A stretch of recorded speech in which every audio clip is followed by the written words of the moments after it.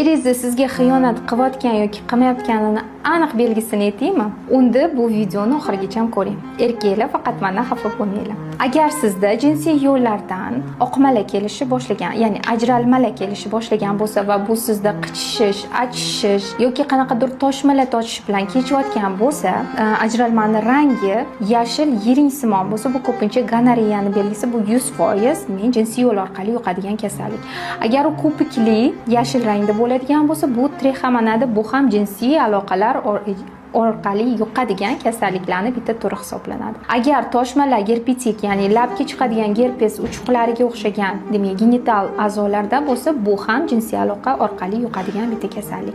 Yoki so'gallar, ya'ni genital kondilomalar uchraydigan bo'lsa, demak, bu holatda siz eringizdan shubha qilishingiz mumkin. Diagnozni aniqlashtirish uchun siz shifokorga borib surtma topshirishingiz kerak bo'ladi. Erkaklarning himoyasini ham aytib o'taman. Bu kasalliklardan o'zingizni himoya qilish uchun prezervativlardan foydalaning. Bu videoni erini doim rashk qiladigan xotinlarga